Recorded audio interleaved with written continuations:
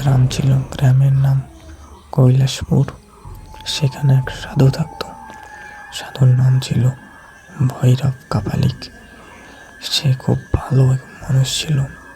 তার আশ্রমে একদিন একটি রাক্ষস অর্থাৎ চণ্ডীকালীনা এসেছিল তার গরুকে নিতে, অর্থাৎ তার গরুকে নিয়ে সে মারতে এসেছিল ভৈরবনাথের আশ্রমে।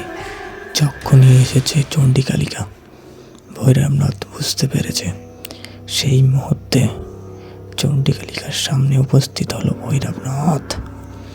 এসে বলল, তুই ওখানে শিগগিরই দাঁড়া, না হলে তোর কপালে খুব কষ্ট আছে।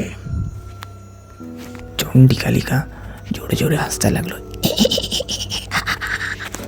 তুই আমাকে কি ক্ষতি করবি?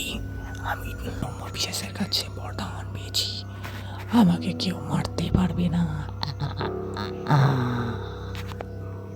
ভৈরবনাথ বলে উঠল তক্ষুনি, তবে রে দেখ আমি তোকে কি করি। সে তার কাছ থেকে মায়াদণ্ডটি বের করলে, যেই দেখলো মায়াদণ্ডটি, চণ্ডীকালীনা তক্ষুনি ভৈরবনাথের পায়ে পড়ে ক্ষমা চাইতে লাগলো।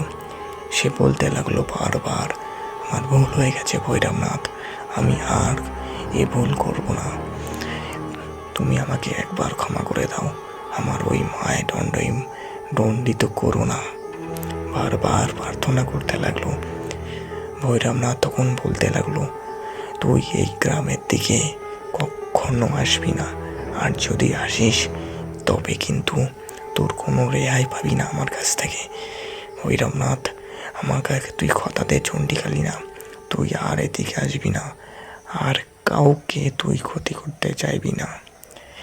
চণ্ডীকালীনা বলল, ঠিক আছে, আমি কথা দিচ্ছি, আমি আর এদিকে আসবো না, আর কাউকে ক্ষতি করব না। এবারের মতো আমায় ক্ষমা করে দাও ভৈরবনাথ। ভৈরবনাথ বলল, ঠিক আছে, যা ক্ষমা করলাম।